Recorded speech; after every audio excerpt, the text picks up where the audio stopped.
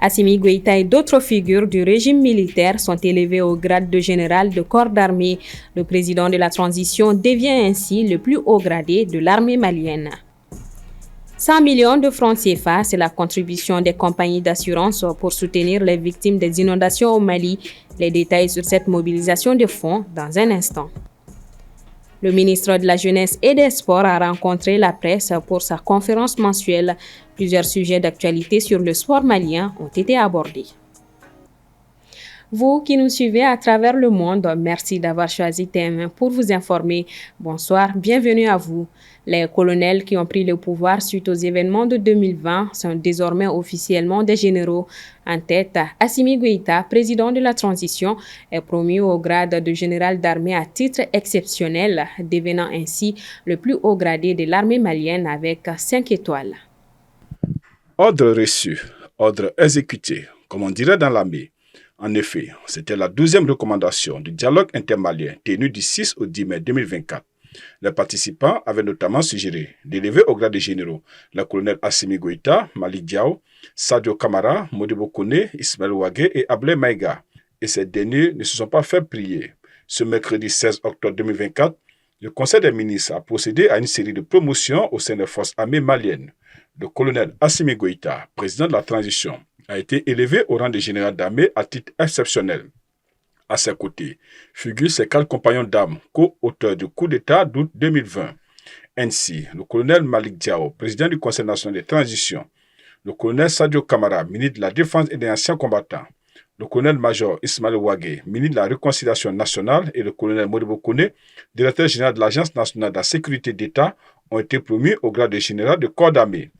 Le colonel Ablé Maïga, ministre d'État, ministre de l'administration territoriale et de la décentralisation, a été promu au grade de général de division à titre exceptionnel.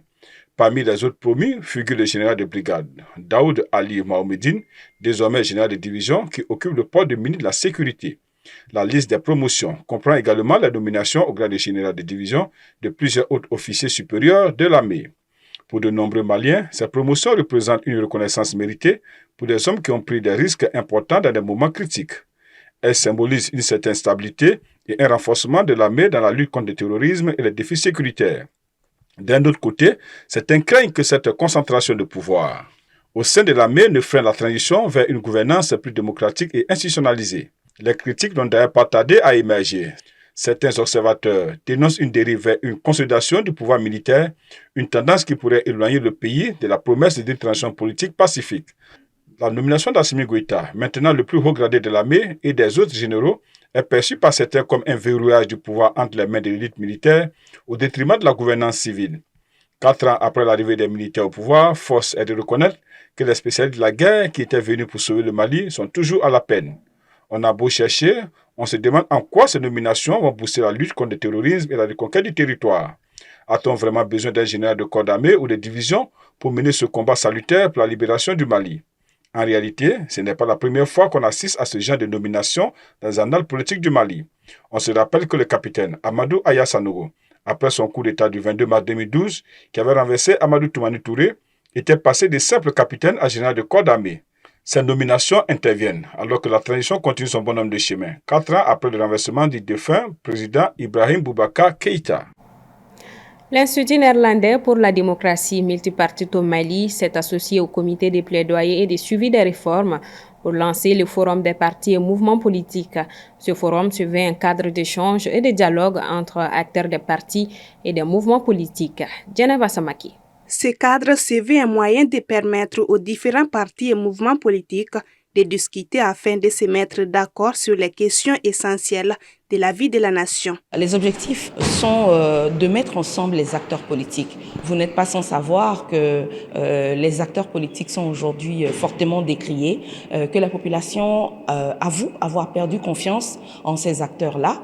Et aujourd'hui, la refondation, la réforme, la gouvernance nouvelle que nous voulons au Mali ne peut se faire sans des acteurs politiques, hommes et femmes politiques, fortement engagés et qui laissent de côté leurs clivages, leurs différences idéologiques pour se retrouver sur ce qui est essentiel, le Mali. Ce forum est un cadre permanent. C'est l'engagement que plusieurs partis et mouvements politiques ont voulu pour se mettre d'accord si besoin en était, échanger, discuter, mettre à plat leurs divergences et sortir avec une position commune pour avoir des propositions, des initiatives positives pour une sortie de crise. Nous sommes convaincus que l'élan actuel sous le leadership du comité de plaidoyer de suivi et des réformes que je voudrais saluer, eh bien que cet élan-là puisse être durable pour que les acteurs politiques, les jeunes, les femmes des partis politiques, les dirigeants, mais aussi les militants se réconcilient avec la chose politique, se réconcilient avec la population et montrent que la politique est importante pour la vie de la nation parce que ce sont les politiques qui mènent la réflexion, ce sont les politiques qui sont dans la proposition, ce sont finalement les politiques aussi qui sont les premiers acteurs et ce rôle-là a été beaucoup délaissé et à travers ce forum, ils entendent, et nous l'espérons, reprendre ce rôle-là de manière efficace. En clair, l'objectif de ces nouveaux forums est de regrouper toutes les forces politiques autour des sujets d'intérêt national pour réfléchir et proposer des solutions consensuelles aux différents problèmes auxquels est confronté le Mali. Suite aux inondations dévastatrices qui ont frappé notre pays et faisant plusieurs victimes, le secteur privé s'immobilise pour venir en aide aux sinistrés. Ce jeudi 17 octobre, les compagnies d'assurance ont levé un montant de 100 millions de francs CFA comme contribution collective. Soumaïla Fani. Afin de répondre à l'appel du gouvernement pour venir en aide aux victimes des inondations, le Conseil national du patronat a approché les composantes du secteur privé pour leur contribution face à cette crise. Ce jeudi 17 octobre, le comité des compagnies d'assurance du Mali a répondu à travers un geste de solidarité collective. Nous avons adressé des courriers à tous les groupements professionnels membres du CNPM, mais nous avons aussi adressé des courriers individuellement à plusieurs entreprises et notamment les vôtres. Donc c'est à la suite de ça que nous avons effectivement reçu des manifestations de solidarité, dont la vôtre aujourd'hui, à l'endroit de nos compatriotes qui vivent des moments très difficiles. Je rappelle d'ailleurs que nous avons perdu, suivant les chiffres donnés par l'État, environ 80 de nos compatriotes et nous avons aujourd'hui des milliers de Maliens qui sont sinistrés, certains occupant même des écoles. 100 millions de francs CFA, c'est le montant mobilisé par les compagnies d'assurance en termes de contribution pour aider les sinistrés.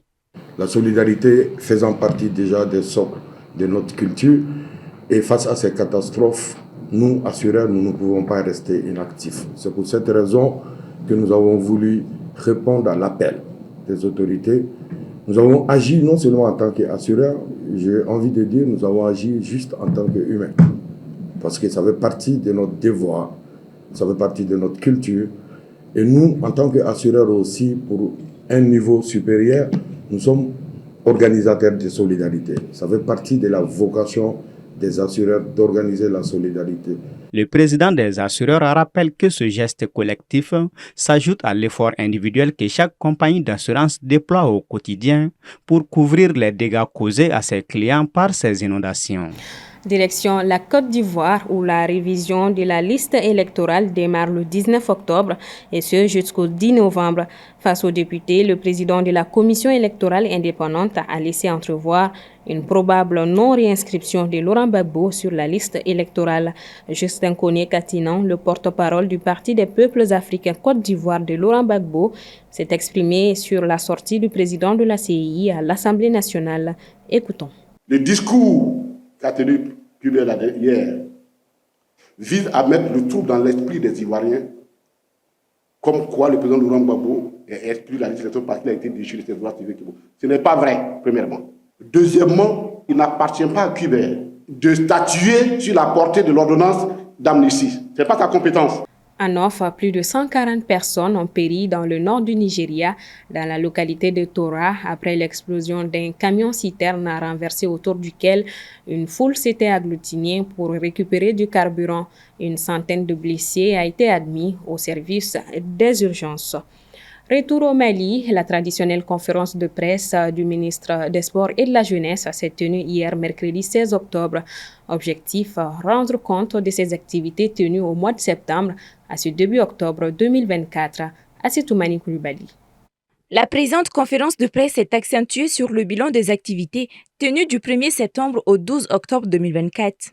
Plusieurs sujets dans l'objectif de rendre compte au public sportif des activités du département.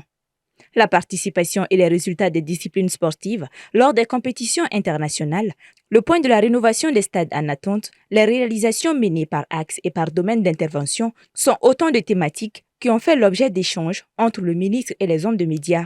Nous avons lancé il y a quelques mois un programme qu'on a appelé « À l'école de la citoyenneté ».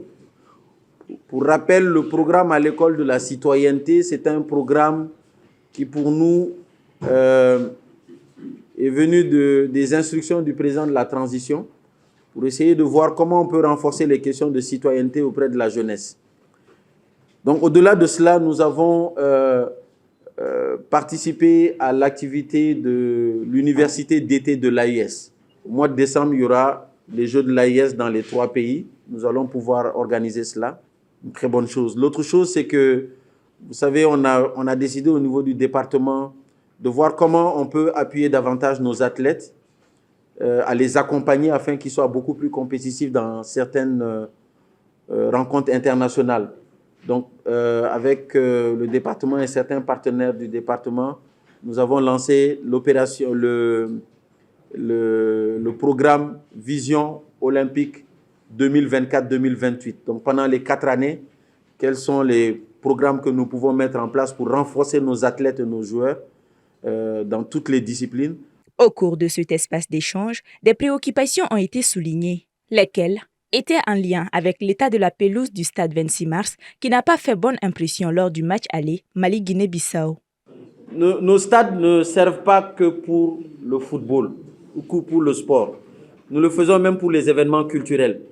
Les stades sont mis en disposition des fois pour certains événements qui se font. Mais des dispositions ont été prises dès le lendemain de l'événement en cours. Mais malheureusement, le gazon ne pousse pas en une journée. Il y a beaucoup de traitements à faire. Donc, on a pris quand même toutes les dispositions qu'il faut. Dans son bilan, le ministre n'a pas manqué de saluer l'inauguration du stade Barema Bokoum de Mopti, étant le 5e stade homologué au Mali, propulsant ainsi le pays à la 5e place dans le classement des pays africains, ayant un nombre de stades homologués élevé. Abdul Kassim Fomba a réitéré sa ferme collaboration avec tous les acteurs sportifs afin de mieux rehausser le Mali, tant sur le plan national qu'international. Avant de nous quitter, voyons ensemble la une de Journal du Mali. Centre du Mali, l'interminable instabilité, titre l'hebdomadaire. En effet, le centre du pays continue de s'enfoncer dans la crise. Les conséquences de l'insécurité généralisée qui règne dans les régions de cette partie du pays depuis des années se multiplient. Dans ce numéro 496, Modibo Mao Makalou décrypte la loi de finances 2025. D'autres articles sur l'élection présidentielle et la qualification des aigles pour la CAN au Maroc sont également à retrouver. Journal du Mali est gratuit et téléchargeable sur www.journaldumali.com. Point final à ce 19h45. Merci à vous de l'avoir suivi. Le rendez-vous est pris pour demain, même heure, même plateau. Bonsoir à tous.